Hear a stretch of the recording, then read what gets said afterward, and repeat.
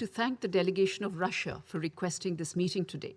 This provides us with an opportunity to take stock of the situation prevailing in Afghanistan. Let me also thank the briefers for their presentations. As we have repeatedly stated at the Security Council, India has direct stakes in ensuring the return of peace and stability, given our position as a contiguous neighbor and long-standing partner of Afghanistan, as well as our strong historical and civilizational linkages to the Afghan people. In response to the humanitarian needs of the Afghan people, as well as to the urgent appeals made by the United Nations, India has dispatched several shipments of humanitarian assistance to Afghanistan. These include 32 tons of medical assistance in 10 batches, which includes essential life-saving medicines, anti-TB medicines, and 500,000 doses of the COVID vaccine. These medical consignments have been handed over to the World Health Organization and to the Indira Gandhi Children's Hospital in Kabul. India has also dispatched over 40,000 metric tons of wheat to Afghanistan so far. To ensure fair and just distribution of India's wheat assistance, the Government of India has signed an agreement with the UN World Food Programme for the distribution of wheat within Afghanistan. In order to closely monitor and coordinate the efforts of various stakeholders for the effective delivery of humanitarian assistance, and in continuation of our engagement with the Afghan people, an Indian technical team has also been deployed at our embassy in Kabul. Our approach to Afghanistan, as always, will be guided by our historical friendship and our special relationship with the people of Afghanistan. I would therefore like to take this opportunity to reiterate our firmly held conviction that humanitarian assistance should be based on the principles of neutrality, impartiality, and independence.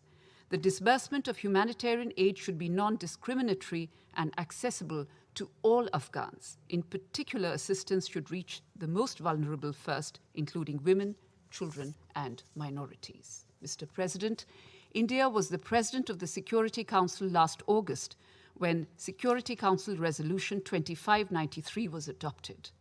The resolution set forth the expectations of the international community in clear and objective terms. These included ensuring that the territory of Afghanistan is not used to launch terrorist attacks against other countries, formation of a truly inclusive and representative government, combating terrorism and drug trafficking, and preserving the rights of women, children, and minorities. The same message has been reiterated in subsequent resolutions, including the most recently adopted Resolution 2626. With these benchmarks in mind, the present situation is indeed one of concern. On terrorism, the recent findings of the 1988 Sanctions Committee's analytical support and the Sanctions Monitoring Team report indicate that the current authorities need to take much stronger action to fulfill their anti-terrorism commitments. There is a significant increase in the presence of ISIL-K in the country and their capacity to carry out attacks.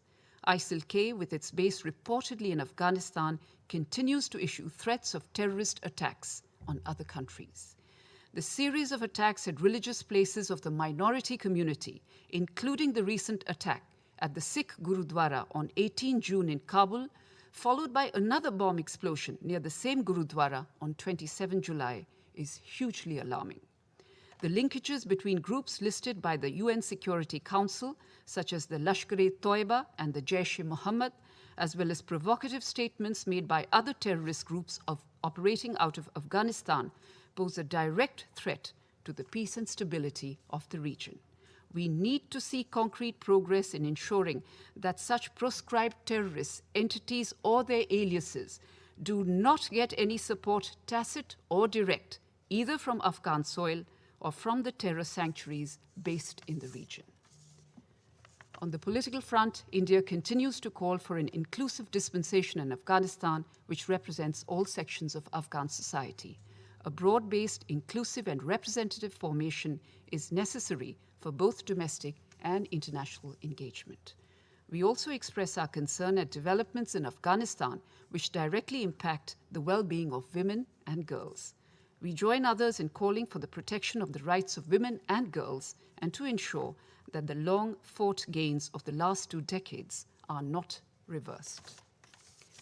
Mr. President, peace and security in Afghanistan are critical imperatives that all of us need to collectively strive for. India will continue to play its role towards the pursuit of that objective. The interests of the Afghan people will continue to be at the heart of our efforts in Afghanistan.